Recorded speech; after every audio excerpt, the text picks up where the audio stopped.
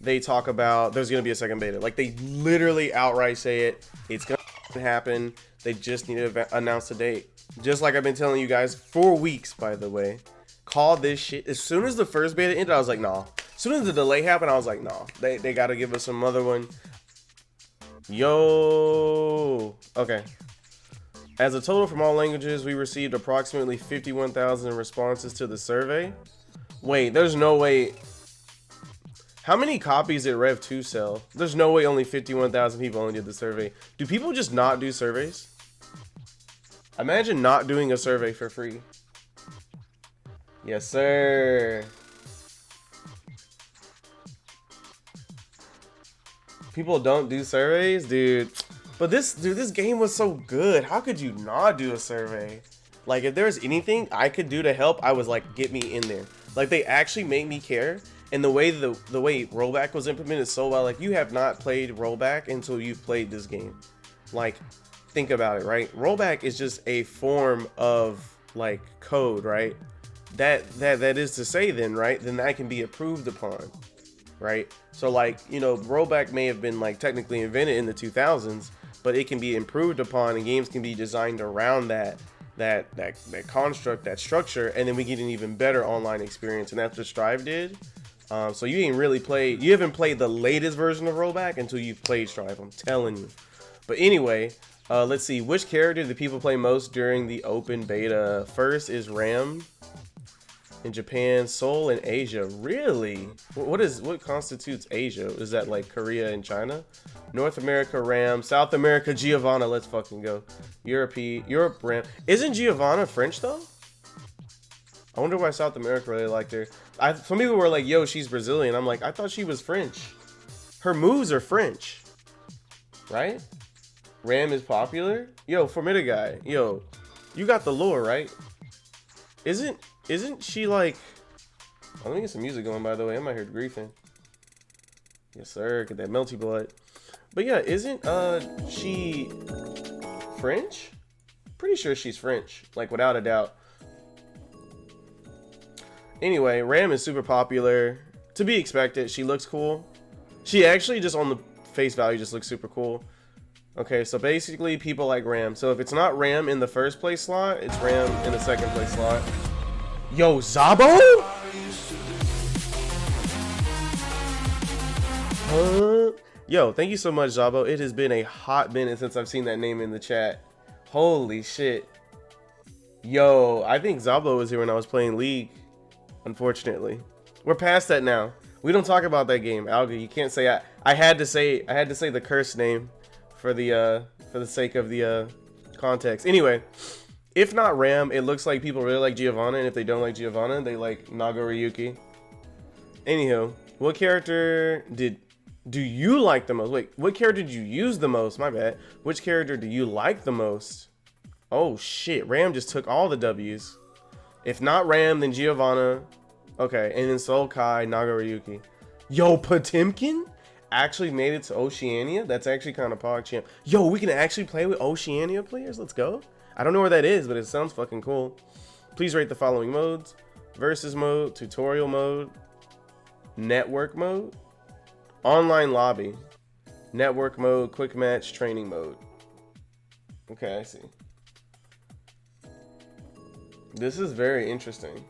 Potemkin is pretty busted. Yeah, he is pretty busted. Or you know how to get outside, buddy? Let's just close the door. He is looking mad confused right now. Here, let me help this cat out. I don't think Potemkin's busted. I think he is finally a good character.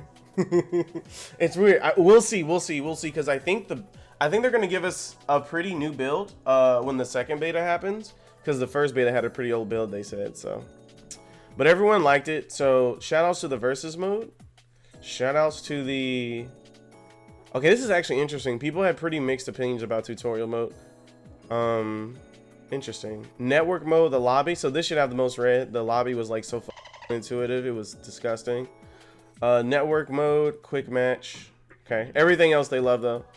All right. Perhaps versus mode received high rating due to the option to rematch. It's definitely what it was.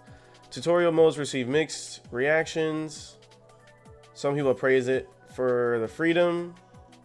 Okay, okay, yeah, okay, that was fair. Yeah, because you could just press shit. Our intent for the tutorial mode in GGST is to show players that they can enjoy fighting games without having to study. Interesting. We intentionally left out explanations of game mechanics and different uses for each attack button. Okay, yeah, I was wondering when I played the tutorial, I was like, yo, when are you going to show me all the shit like you did in Rev 2? They did not do that this time. It was very, very weird. But they're going to have mission mode, which I'm sure is going to mirror that when the full game comes out. So we don't have to worry about that. They have, Rev 2 had one of the best tutorials of all time, and I'm pretty confident Strive will have something similar, except it'll all just be in mission mode, it looks like. So also in the finished game, the mission mode will include missions for for practicing game mechanics such as wall break. Yep, there it is. See, so they'll show you everything. They're good at that. They're really good at that, actually. I think the only people who come close to them is NetherRealm. NetherRealm actually teaches you like every mechanic. They even teach you like high level concepts like jailing people, frame data, all that good stuff. So even aside from the server issues, it was difficult to use and understand how it worked. Yes, the lobbies, yeah, the lobbies are pretty bad. But the only issue with the lobbies, even if the way that they wanted you to queue up with each other was kind of intuitive, and there wasn't a rematch button, and it was pretty hard to figure out how to actually get into training mode and then have the search function going so you could find matches while you were practicing. That wasn't intuitive, but those are easy fixes, man. So let's see what they did. So here are some of the plans we have to fix the issues. We're changing to a system where players select a visible area where they want to have a match, which is literally the cabinets from Rev 2. Literally the cabinets. Yeah, they've had this figured out. I don't know why. They should just have designated areas. My primary issue is I would queue up and my character would just teleport. I don't know what that was all about. But anyway. After winning a match, the player stays where they are in a battle. That was another thing. That's what I'm saying. After winning the match, it would take you out of the player ready state. Yes. Yo, shout out to the 50,000 people who actually like explained what the problem was. I didn't explain it. I just said, like, I couldn't tell where I needed to be to queue up. That's what I put down, I think. Added a rematch option. Fabulous. Expanded the area in each lobby. Yes. Adding an option to hide the news displays. Adding a dash movement. Yes. Again, you don't have to use the lobbies, right? You don't have to use the lobby system, but they're saying we want you to, and we're gonna make this actually fun and interactive, which is really, really cool. They already have a little like slide on your face, little dive thing. I think that's really neat. This is really good. The news display thing, I didn't really care that much about it, but yeah, it did take up a big part of the screen. If you don't have like a good sized TV, I guess that could be an issue. This will make lobbies more like they are in our other games, like Rev 2. However, such systems, such as moving floors when your rating change and the option to enter train mode while waiting for a match will remain. Absolutely. Yep. We would like to conduct another beta test once these fixes are ready. Yes, sir. So that means we're going to get a new build of the game. Anyway, although the training mode was praised, yep, it was a fantastic training mode. Please rate the following aspects. Look at this. I just want you guys to take a look at this. They loved everything. Everything. Everything. Literally the only thing that was wrong was the lobby system. It's so over, bro. It's so over for every other game. Y'all don't understand. Anyway, we asked for opinions on several aspects. There was okay. We're trying how. The only issue I had with the visuals was that when it said negative edge, like it was way too in your face, took up way too much of the screen. Okay, we're trying. Okay, they're gonna work on that. That's something they can fix later. I don't give a the game, man. In the retail version, you'll be able to purchase. Okay, so this is one of the biggest things. You know how when you play Ultimate and they have like literally thousands upon thousands of songs you can freely play? They're gonna have the exact same thing for GGST. They kind of had that in Rev 2 now that I realized it, actually going through that OST the other day. But being able to play older Guilty Gear songs is just gonna make the experience that much better. Y'all don't understand. Guilty Gear is like the soundtrack for me. Like, you have no idea. I'm always looking for like hard rock and metal, but like modernized or like with a little bit more creative freedom, not trying to necessarily like appeal to a certain, like, you know, appeal to like a mainstream demographic. And like Guilty Gear, they have the combination of like, what's the word? They have the creative freedom. Like they're just trying to be Guilty Gear. They're not trying to be, we're trying to make this make money. They're literally trying to bring to life the kind of experience that Guilty Gear is supposed to provide. It's actually really nice. Yo, what's up, Zabo? Coming in from Ohio. Name is Hungarian though. Interesting. people were complaining because characters were blending with the stage. That's fair. That's fair. That's fair. That's super fair. I agree. Some of the colors you could put on them. I think the Zato stage lended itself to that, and I think the Giovanna stage lended itself to that. It was a very character specific thing. They should be able to fix that. I mean, I make thumbnails, bro. I would assume they'll call that contrast.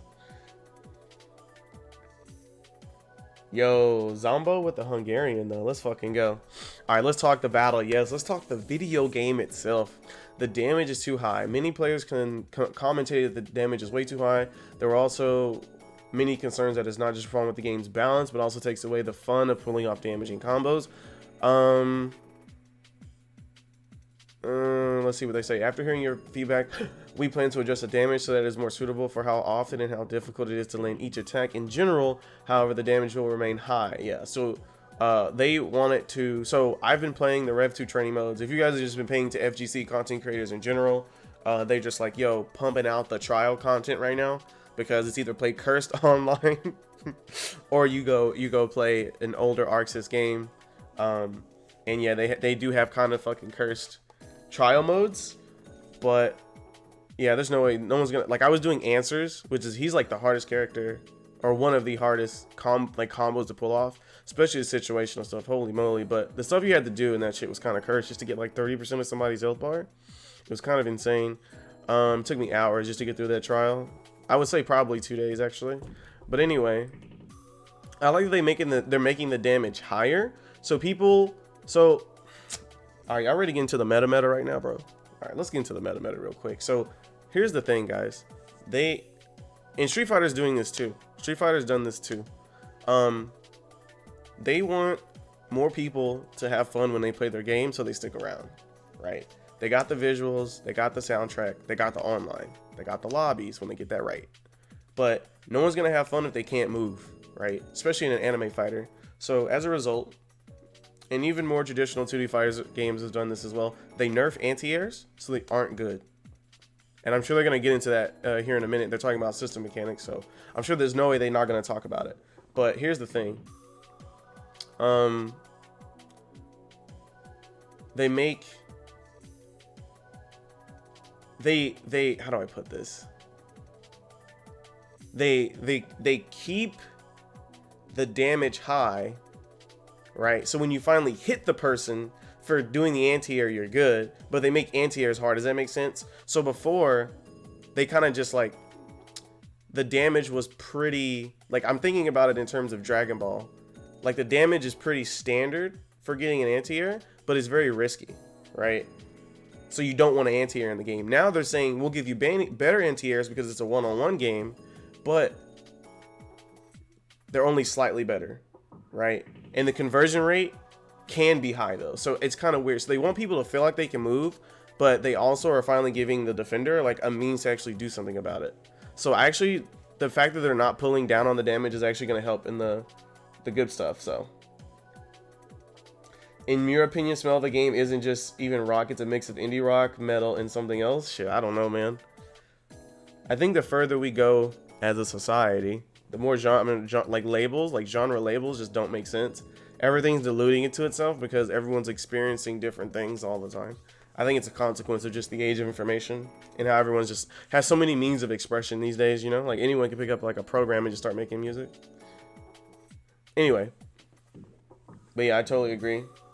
Daisuke sings his lungs out. Yeah, like, apparently this guy composes most of the music. I had no idea. I just thought he had a part in it, but apparently he's like the composer.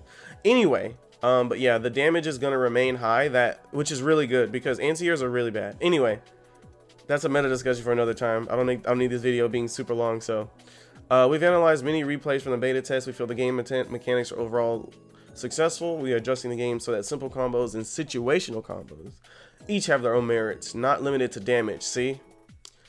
Yes, sir. Not limited, but also in terms of meter efficiency and the situation you're in after the combo. Interesting.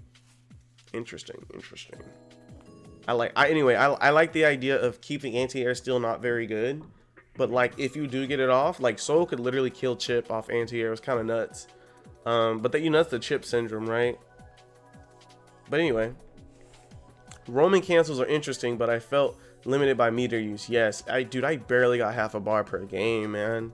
You had to get a wall break, honestly, to consistently get bar. But here's the thing, if you got wall break, you're probably winning that round, so it didn't even fucking matter. It's just like, you know, I feel like in the other Guilty Gear games, they're just a part of neutral.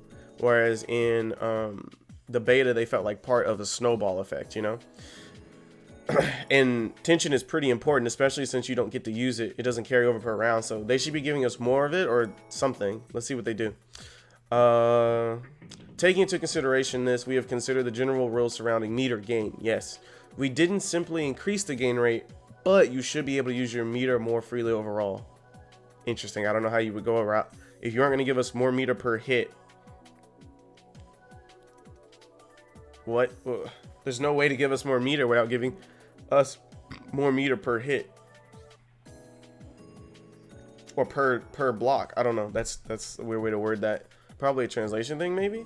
Jumping is too strong. There it is, boys. Many players felt that the neutral game was lacking due to grounded anti-airs being too weak, while aerial options were too strong, making jumping a common choice. We also determined that needed improvement and have made significant changes. I can't explain each individual change here, but this is important. There will be noticeable differences. So what this means to me is they've taken some characters who were probably not doing their down heavies or the forward sixes as often, and they gave them just a little bit more love in the hitbox department. But I'm telling you, the Arcsys formula and the formula for probably fighting games going forward is just make jumping strong, but keep anti-airs not as strong, because people love to jump. And it's not an anime fighter. That adrenaline doesn't get pumping until you fucking air dash. They know what's up. They know what's up. But you know, in this game, as opposed to Dragon Ball, it's not nearly as risky, right? Because there's no assist, so they just give you good stuff. Everyone has universal 6P. Everyone has down heavy. They're probably just gonna do something about it to make the return rate on success a little bit higher, so they don't feel as weak. Because it's a skilled player thing. Only skilled players are gonna use it anyway. So, we'll see. Got rid of the infinites, of course. Nothing to talk about there. Please rate the comfort of online battle. Yes, sir. This one's for you, Adachi. I want you to look at that. 90% of the people said the online was good. The rollback netcode was highly praised. We saw many matches between different countries and regions. However, in some instances, matches could be quite unstable, sometimes because becoming incredibly slowed down. We'll be working on adjustments. If it was ever unstable, it was because someone was either on Wi-Fi, and Wi-Fi literally by design is going to have packet loss, right? Or, you know, someone's mom stepped on the router or some shit. But yeah, besides that, whenever it was going, it was good. But if there was ever a problem, it would literally just stop the match, which I prefer over sitting in like 15 frame, you know, fucking rollback. I mean, you know, just in a lagginess, right? Just like, yo, either I'm playing in greatness or I'm not. And if it had to stop for like 3 or 4 seconds because, you know, fucking mom stepped on the router, dog stepped on the router, I'm good. You know what I'm saying? To get a bit deeper on this topic, though, they said they will give us the ability to change the input delay. It was locked at 1 frame. I hope they keep it locked at 1 frame. That's probably why it felt so good. We'll see, though, because I play Immortal. He's in Europe on 2 frame delay, and it feels good too. So we shall see. About the second open beta test, we are planning a second open beta test based on players' feedback. The timing is yet to be determined, so please keep an eye out for future updates. Yes, sir, it is confirmed. Our team is working hard to make sure the game comes out June 11th. I actually believe that statement. And there you have it, folks. Now I want you to take a little bit. I want you to put your brain, turn your brain cells on for just a second here. Second beta is confirmed, no doubt about it. But let's talk about what they said up here. We would like to conduct another beta test once these fixes are ready. The fixes being the lobby actually fucking works, people don't teleport after winning a match, rematch options. The content is on its way, boys. The only way the second beta goes wrong is literally if the servers crash because everyone and their mom's trying to fucking play it, which I hope happens. Like, try to play the beta. That's the reason why I wanted to talk to you guys about this today. Actually, we'll be getting that second beta in the if not late April, early May. If it comes out early May, that means they really wanted to make sure they got this right. But the beta test we originally played was like in February. Like, it started February 18th, I think. right? 17th for some people who got in early. Like, they've had a long time. It is now going to be April, so it's a 2-month gap. There should be more than enough time to fix this. They did not need to fix the game. Change a few hitboxes here and there. Give us Anji and Ino, who should be done by now. And just, it's over. It's over, bro. You're coming from Street Fighter 5 and Dragon Ball FighterZ? Yes, sir. Glad to have you, my friend. I don't know if you're coming from YouTube, but if you are, thank you. I'm getting a lot of love over there. So I have Rev 2 and Execore, just haven't played them much. They're good games. If you want to play them one day, just let me know. But they're definitely cursed. I don't know if Rev 2 is cursed, but Execore's got some cursed shit, dude. Anji's broken. All right, but yeah, that's gonna conclude it for this video. You guys want to say bye to YouTube in the chat? Go right ahead. You love my guides? Oh my god, that means so much. Oh, so you are coming from YouTube, yo. I appreciate that. Accent Core is beautiful. Accent Core is busted. Yo, what's up, Checkmate? Did you hear the news, my friend?